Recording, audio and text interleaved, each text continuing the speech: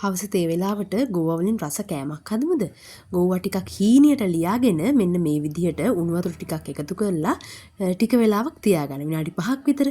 ඊට පස්සේ ඒ ටික වතුර පෙරලා අරගෙන වෙනම භාජනයකට දාගන්න. මෙන්න මේ විදිහට. පේනවනේ ඔයාලට.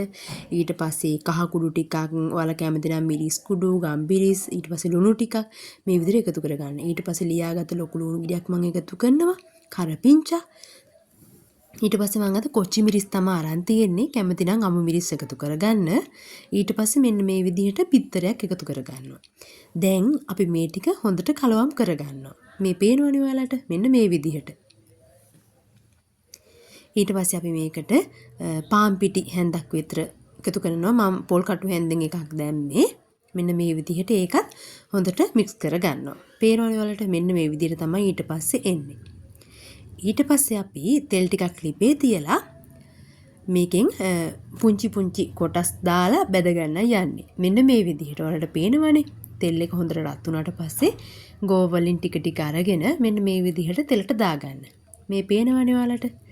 ඔන්න ඔයාලට දැන් පේනවා ඇති ටිකක් දුඹුරු පාටට බ්‍රවුන් කලර් එකකට වගේ බැදිලා තියෙනවා. ඔන්න දැන් හරි.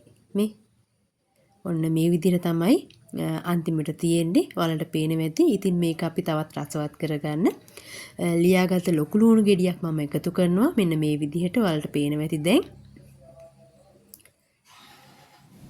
ඊට පස්සේ ඔයාලා කැමති නම් මේකට සෝස් එකතු කරන්න පුළුවන්. ඉතින් මම සෝස් ටිකකුත් එකතු කරගන්නවා.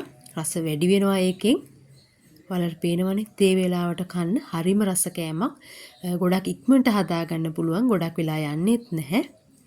ඔයාලට පේනවදනේ රස වගේම පෙනුමක් තියෙනවා. පෙනුම වගේම රසත් තියෙනවා. ඉතින් ඔයාලත් හදලා බලන්න. ගෙදර පුංචි අය ඉන්නවා නම් පොඩි අය ඉන්නවා නම් එයාලටත් බොහොම හොඳ කෑමක්, ගැළපෙන කෑමක් මෙන්න මේ විදිහට හදලා දෙන්න පුළුවන් ඔයාලටත්. ඉතින් තවත් දවසක මේ වගේ රසවත් කෑමක් අරගෙන එනකන් ඔයාලට සුබ දවසක් ප්‍රාර්ථනා කරනවා.